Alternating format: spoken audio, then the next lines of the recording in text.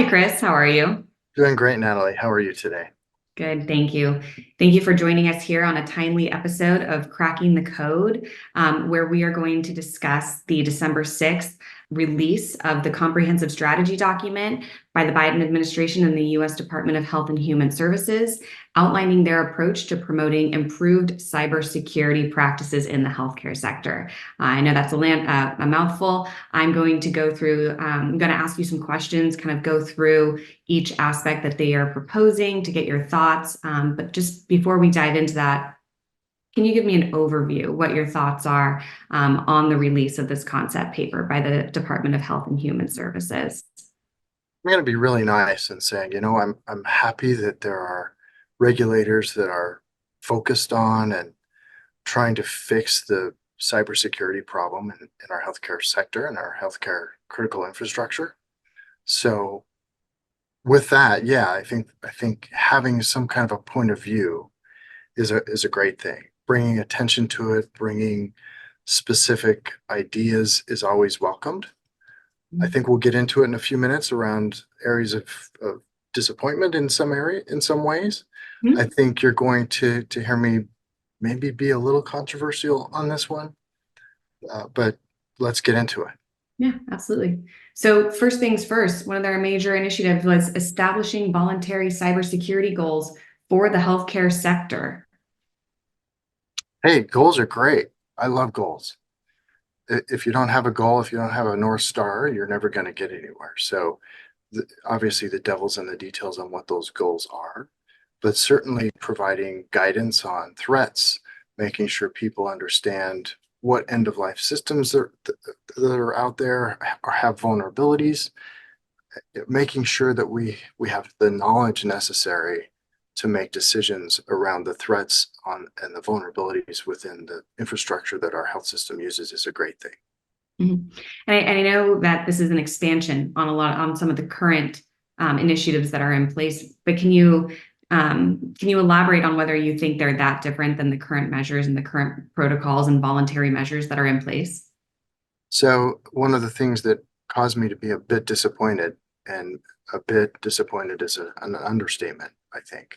When you put forth a voluntary set of things that you should do, and if you look at the context of our healthcare system, they are overworked, they are underpaid, they have not even close to the amount of talent that they need to have in various areas of healthcare. They are running on thin margins. They're fumes. I mean, the center, the CMS and Medicaid and reimbursements are getting thinner and thinner and thinner. So Mhm. the context that we're dealing with here is a health system in crisis, not only from a margin perspective. One of my favorite clients, who's still a customer, has always said, without a margin, there's no mission. Mhm. And we're causing great pain on our health system. Doctors are leaving the field, nurses are overworked. There's just so many challenges right now in our healthcare system.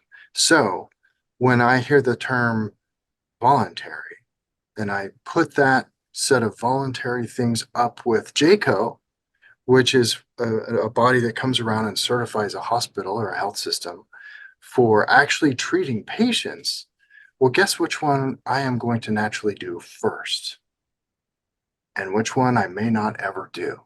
So that's the first challenge that I have with, or the first disappointment that I have with putting out some kind of voluntary measure that says, hey, this is something that you might be able to get around to. I just think it's half-hearted. I think we can do a lot better. Mhm. I think the other part of this is that we need to really push harder on being prescriptive. So a lot of these ideas, these measures, are very vague. HIPAA right now is vague. It's been vague since 1996 when it was written. There are efforts afoot to change HIPAA, coming into 2024. And so I'm hopeful that some of those changes will be prescriptive. Prescriptive really means, hey, if you say I need to protect the patient data and you have to do it this day, with certain specific controls in place. Mhm. Well, every other security framework known to man specifically calls out what to do. And in healthcare, for some reason, we've decided that it's okay to just say, pick your own adventure, choose your own journey. And sure, I understand that every scenario is a little bit different, but encryption's encryption. It's just the math, people. It's just the math. And so let's think about being more prescriptive. Let's think about giving specific guidance, specific requirements, and specific mandates. Mhm. I'm going to get into it a little bit probably early on in this cracking the code, Natalie. But if you think about the stakes that we're up against, we've got people going to the hospital who are facing death, Mhm. who are very, very sick. My own mother had a near miss during Thanksgiving when she had developed sepsis. And so Wow. getting access to healthcare in a way that allows you to, as a doctor, to treat a patient should be the number one concern. What's one of the number one ways to prevent a doctor from treating a patient? Destroying the data that gives the doctor or the care team the ability to treat the patient. So if you think about it, ransomware, I mean, the American Hospital Association did a great job working with the Department of Justice and with the FBI and others to Right. prioritize a ransomware attack as a number one priority to go address from a resource perspective versus, hey, it's just a cyber attack. Well, we're starting to see some common sense things starting to happen, like that one that I just stated. So to see this set of measures that gets trotted out, I would call it a half-hearted attempt. I think somebody probably worked. I'm going to be nice. Somebody probably didn't put forth their best work here. I think we could have done better, and I'm actually really disappointed in the advice that and the measures that they want to put out at this point. Absolutely. Well, I think you made a great point with it being prescriptive and like you said, instituting some mandates at the beginning of the concept paper. They discuss a 93% increase in the large breaches. So, human lives are really at stake here. All right. So now for the second one, providing resources to incentivize and implement the cybersecurity practices referenced above. There are a lot of demands on Congress. We've got wars that are going on. We've got the Ukrainian war. They're running out of money. They need money to fund that. Congress has, you know, Medicare, Medicaid to fund. Congress has a thousand different entitlements. It is very difficult to allocate additional funding for some of this. I really do hope that Congress takes the critical infrastructure sector of healthcare and applies some resources to allow our health system to hire the resources necessary to help them. I think, if I go back to uh, one of the publications from Senator Mark Warner, I think his idea to create some kind of an incentive for young people to go work in cybersecurity and health systems that need the help was a Mhm. great idea. I would love to see more of his ideas promulgated in some of these recommendations because he had some great ideas. They were vetted by professionals across the country. It wasn't just a poll that somebody ran. It was actually great work, great ideas. So I think it's going to be a tough row to hoe from getting funding to do it. So we have to be a little bit creative on how to get it done somehow. I do hope our Congress uh, takes the mantle and helps our healthcare system. But it's also an election year, so whatever's the most popular thing is going to get the most attention. It's just the way politics works. Mhm. And you do, we do link to some of your thoughts, and we will link to that in the comments here below. But you have Right. another cracking the code on that, so yes, thank you for bringing that back up again. All right, going to the next one here. So the third one is implementing the Health and Human Services wide strategy to support greater enforcement and accountability. Yeah, I think enforcement and accountability is important. Um, if you don't have accountability, you're not necessarily going to do what you're supposed to be doing. Mhm.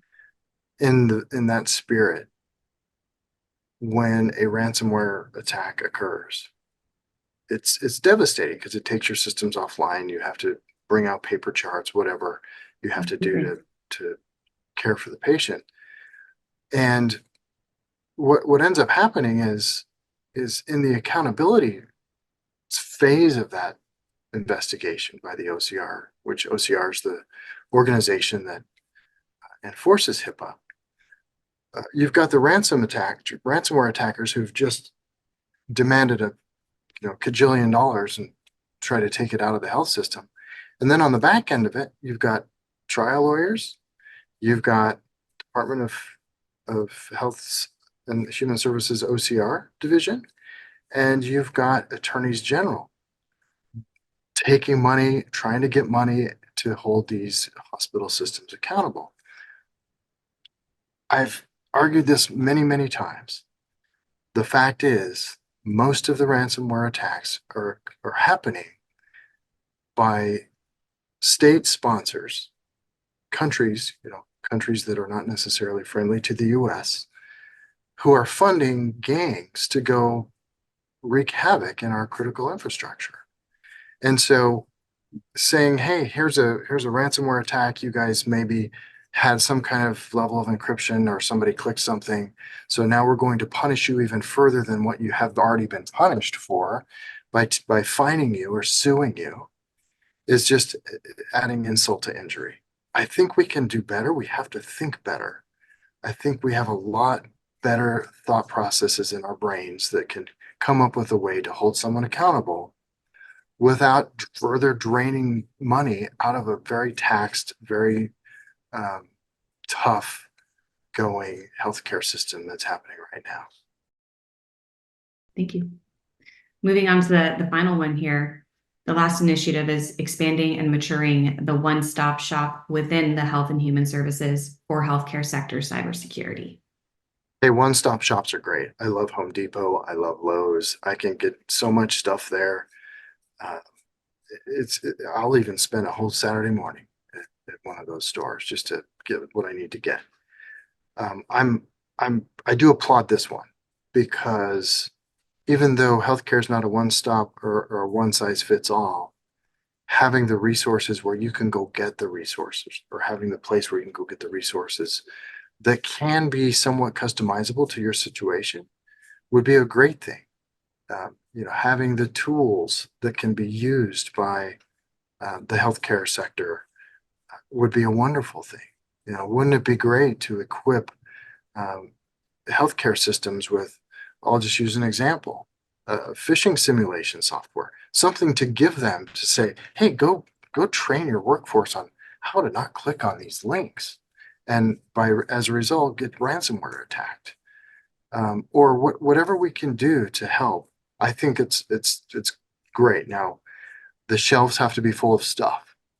So there's going to be a lot of work to do to make that happen. But this is where I make a call to our cybersecurity brethren and sisters to see how you can help, see what you can do to help with some of that.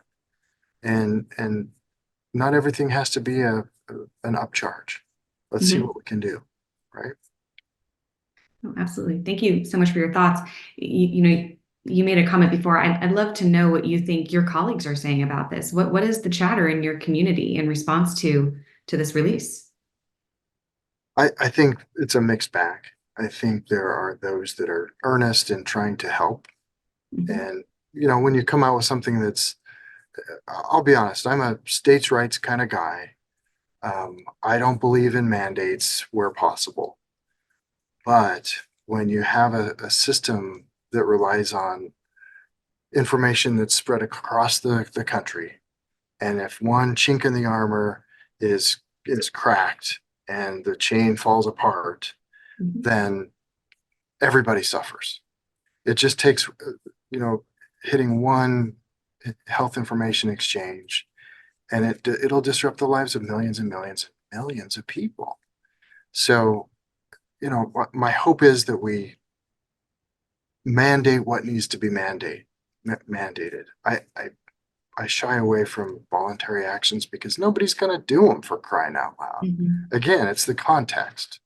I'm in a crisis mode in a health system. I'm not going to implement anything that's voluntary. That's strapped for cash. Right. Yeah, right. So Yeah. absolutely. Well, thank you, Chris, as always, for jumping on quickly with us after this release. We appreciate your time today, and we'll link to some of the references that Chris made during the episode below in the comments and on the rest of our blog. So thank you again for your time today. Thanks, everybody. Appreciate it.